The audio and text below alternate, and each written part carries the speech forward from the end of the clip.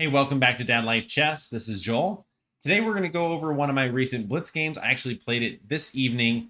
I was really busy throughout the day. We were spending time with family, just hanging out with my kids and my wife, enjoying the beautiful outdoors. Had a wonderful time with my family today, but as it goes, there was really no chess today and didn't have a chance to play my typical rapid game. So I decided I'd play some Increment Blitz. If you remember, I am only playing games with Increment in the month of October, and I think I'm going to try to keep this going. We'll do no flagging November maybe, but 3+ dupe Blitz is really, really good. It really stops me from relying on my flagging techniques when I'm down, 2 queens, a rook, and 4 pawns against a king and a pawn, and I flag them. That is fun, but it's not very good for my overall chess improvement. So I ended up getting paired against a national master, which is pretty cool. I don't normally get paired against a lot of masters, but whenever I see that little red icon by their name, I always get kind of like excited and freaked out at the exact same time. I don't know if you've had that same experience. Um, Although I'm noticing with this 3+2 the 3+2 time control, I am getting paired against some of these national masters around my rating range. So who knows what that means. Um, my opponent started his game with d4. I played d5. They played knight f3, knight f6. I thought about playing here. It's kind of like a anti-London line, but I decided just to play knight f6, and then they ended up going for like a queen's gambit. I choose the Slav line, which I'm used to. My opponent plays knight c3, and I'm used to I'm kind of learning, I should say, and I've been playing a lot of the mainline Slav. However, I decided to kind of go back to my old school ways of playing the A6 Slav. It is a blitz game. I'm more familiar with these positions. He ended up taking, so now we're kind of like almost in a exchange Slav, which is nothing to write home about, and white has a good edge. But he ends up playing this bishop g5 line, and I see this a lot online, and I see it a lot in blitz. I don't, it's kind of annoying because they're putting pressure here. They want to stop me from developing my bishop out. Their idea is if I develop my bishop out, they're going to basically just take this knight, ruin my pawn structure. This pawn is going to be just hanging out here. Queen's going to come here. So it's kind of annoying. I always play in this position. I just play knight e4. The computer says it's decent. It's not like horrible, but it's probably not the best move in the world. The idea is if they take here, which they often do in blitz, my opponent did not. When I take back and they go here, you can actually just take this pawn. So my opponent, obviously, National Master, didn't fall for that and drops back here. I play queen a5, putting more pressure on the c3 knight, and so my opponent plays queen c2. This is kind of the most common move that I see, and now the correct way is to play knight c6 and here, and I've seen this before, and I don't know why, but I just like instinctively played bishop f5 here, kind of x-raying the queen, threatening things like here, getting on this rook. But there's a problem with this move, and this move actually is not the best move, because when my opponent played, my opponent found the correct move. They played knight d2, and here I really need to play here or here, somehow stop this threat. Well, I end up playing knight g3. And knight g3 is a horrible, horrible blunder. And maybe you can look and see if you can find the correct move from white. I discover the attack on the queen, which seems very appealing, right? But white actually has a tactic here. Thankfully for me, my opponent did not spot this tactic, but given more time, I'm sure he would have been able to. The correct move is actually queen to b3, attacking this pawn, allowing me to take here, but then this just becomes a nightmare. I looked at the engine, and yeah, it's ugly. Matter of fact, the computer recommends f6. When the computer is recommending the move f6 and your rook on a8 is hanging, you don't have a great position. And here the computer is actually recommending either knight takes d5. This rook's not going anywhere, or just take the rook. So yeah, things did not go well. Things would not have gone well if my opponent found that. So this move is a mistake. Unfortunately for my opponent, he ended up playing e4, and I take here. I think I'm winning a pawn. And correctly, they want to go here, actually. Or I'm sorry, they want to go here or queen here. Again, threatening here and threatening here as well. And so I'm basically forced to go back here. And white's doing well. It's gonna be a kind of a complicated game. I don't know if I'm gonna see this move finding here, especially in a blitz game.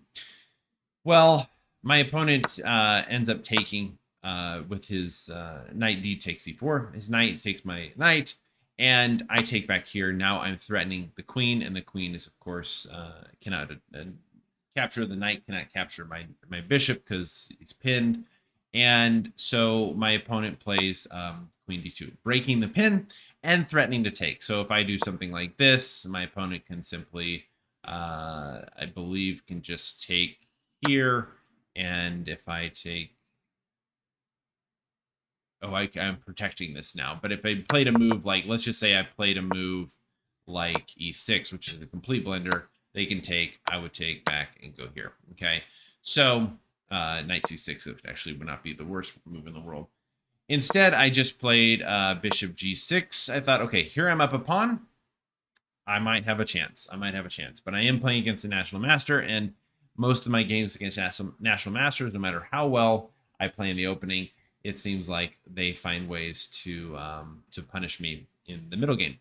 So my opponent plays bishop e2. I play e6. He castles, and I play here. It's probably not the best move in light of the fact that he just basically says, "Hey, you want to take? Can you give me the bishop pair?" And I'm like, "Sure, no problem." But my idea was, okay, I want to get rid of the knight. I want to kind of pressure this backward pawn. It's pinned to the queen. Maybe I'll get some counterplay, bring my knight here. Oops, sorry. Knight here and here. You never know. But I just trying to make it, I guess, more simple. I'm up a pawn. I figured I could maybe exchange down, play old man chess, or as I like to call it, dad life chess. So I castle. He ends up playing bishop d3, and I would probably just say that this is not a great move. I'd probably give this at least an inaccuracy, or maybe even just a straight up mistake, because now I'm up a pawn and I have the knight. This is a light squared outpost. He's got the dark squared bishop, but don't worry, I have plenty of opportunities to mess things up, and I do make some really, really dumb moves coming up. And so I played knight d7. My opponent brings his rook here, and then I play my rook to here, and then he goes here. He ends up bringing his rook over, and he's planning to do the rook lift over to the h file, and I'm starting to get a little worried. So I thought, okay, I'm going to get over here. I'm going to try to put some pressure on this pawn, and maybe I can even win this pawn by playing my rook here. There's this options. Then he plays here. Right here, I kind of panic, and I end up playing a horrible move by multiple layers of horribleness. First of all, the threat is not like enormous on my h7 pawn right now. It's not like they can just, it's not like he can just bring his bishop down here, threaten my queen. This is not checkmate. So I end up doing something that was so unwise. I mean, I played g6. It's a positional blunder. He has a dark squared bishop. And now I basically just invite him over into these dark squares. Look at that. Look at those dark squares. They're completely weak. Better move would have just been to play h6. Now, I know that this could be a target, but I have firepower. I can get pieces in. I don't think it's going to be the worst thing in the world.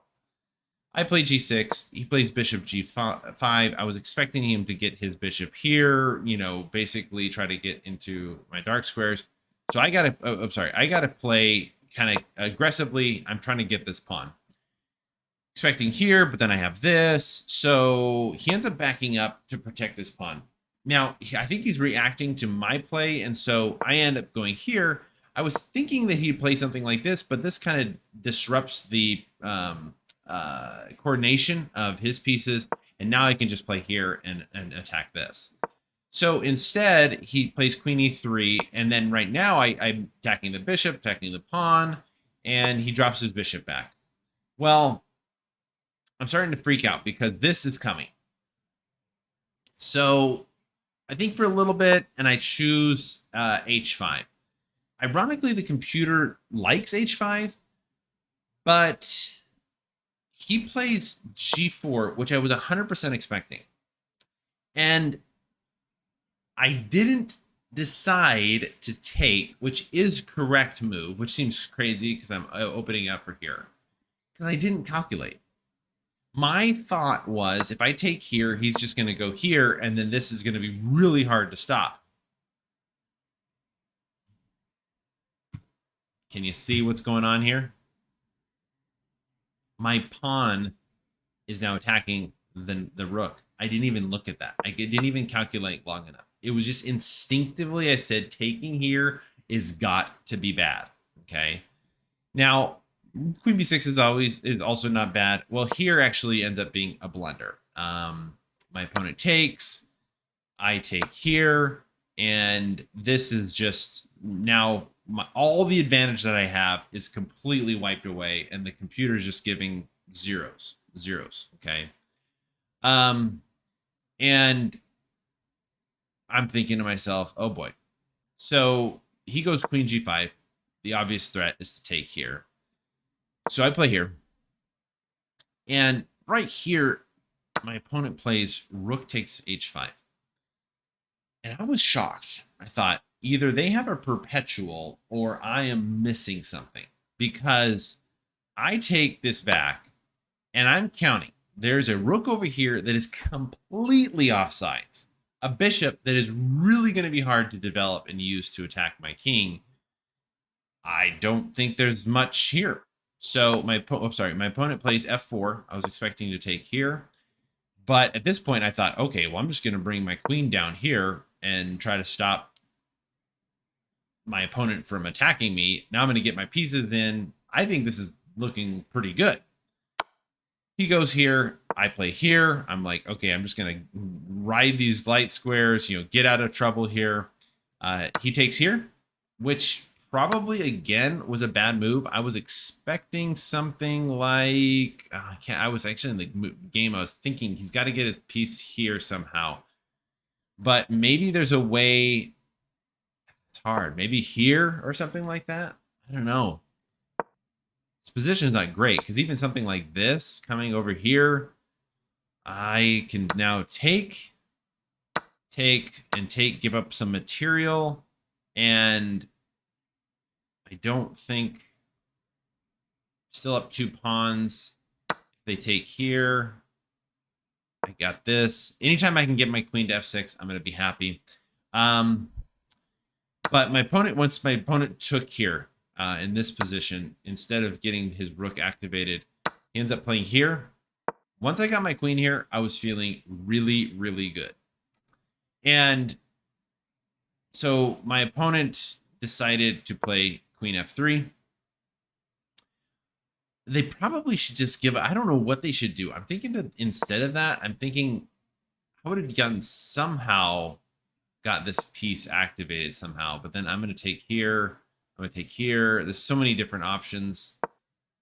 Anyway, it's a tough position for my opponent. So here, I actually have a really cool tactic that, of course, I miss. And maybe you can see it. Yes, that's right. Boom. That would have been a beautiful finish. Boom and boom. But, of course, I didn't see that.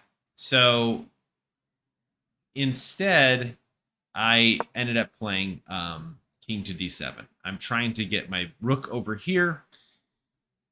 My opponent says, nope, not today. So I thought, okay, well, I'm just going to play queen g6. I want to get this kind of situation going.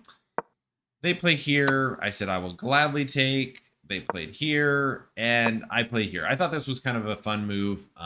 We're both kind of down on time here. He has 39 seconds. I have a minute, and I want to get my rooks here.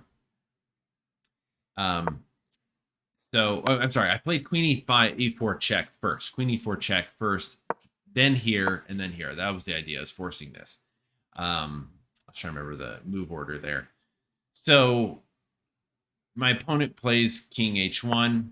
I play rook g8. He goes here, and now I basically say, I'm sorry, he goes not queen f3. He goes queen e3. I check, takes, and now I'm basically, I feel like I'm completely winning. My opponent plays rook a2. I want to guard this. He plays rook f2, trying to do something. I play here. I'm stopping this pawn. And then he plays here. I go here. He goes here. I take here. He plays here. I go here. He moves this. I go here. And my opponent resigns. So, yeah, it was kind of cool to play a National Master and to actually beat a National Master. Of course, my opponent did not play to, I'm sure, his ability and missed a few things. So hats off to my opponent, but still fun. So had to show it on the channel. It's always nice to play somebody that's title player and not make a fool out of yourself, I guess. So I made my share of blunders, missed opportunities. My opponent missed some opportunities, but still it was a fun game. Hope you enjoyed the review. A little bit different than normal, but I will try to get back to the longer games. Playing these increment longer games requires a little bit longer time, and don't always have that every day. So today was a Blitz game. Hey, thanks for watching. We will catch you next time on Dad Life Chess. Bye.